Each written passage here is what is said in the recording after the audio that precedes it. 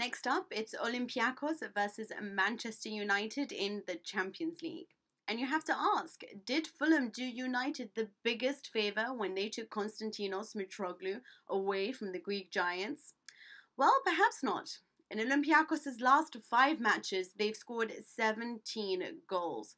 And whilst Mitroglou proved that he can do it on the European stage, you cannot disregard the rest of the talent within that squad. But we have to be honest here. Manchester United were blessed with this draw, and yet we still have to assess the danger. After all, we are talking about a side that's undefeated within the domestic league and have only dropped points on 2 occasions this season. On average, they score 3 goals a game and have only conceded 9 goals. That's 9 measly goals in 26 matches played. You have to be impressed.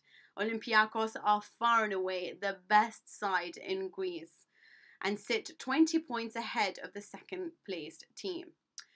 Now, if you think that's a disadvantage that they don't face stiff competition day in and day out, then look at it this way. They have ample opportunity to rest key men and to meticulously prepare for clashes such as these. That gives them both a psychological and physical edge over the likes of United, who are bound to be just a tad tired at this stage of the competition. Against Benfica and Anderlecht in the group stages, Olympiacos impressed. But when they took on PSG, the Parisians were clearly superior. Whilst the Greek giants can hold their own against strong sides, they don't possess the quality required to defeat top-level opposition. Usually deployed in a 4-2-3-1 formation, they're all about the attack, but they will look to address the deficiencies within the United midfield.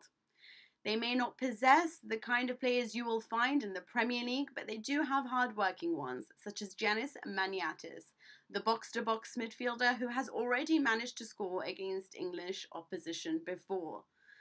They also have a certain Javier Saviola. The 32-year-old attacking midfielder has already managed 11 goals in 23 appearances and boasts bucket load of experience. He will be there to inject his side with the creativity required in hopes that they can hold possession and provide some sort of attacking threat. Yet despite everything I've just said, United will have this in the bag if they play the way they know how. Of course, they cannot allow complacency to creep in. This match means so much to the Greek giants, who are desperate to make an impact on the European stage. After all, their own league hardly challenges them anymore. But history is on United's side. In the 4 times these two teams have faced one another, it's always been United who has prevailed. The best that the Olympiacos has ever done in the Champions League is manage a quarter-final place. David Moyes' side will be hoping that this time around they'll make a quicker exit.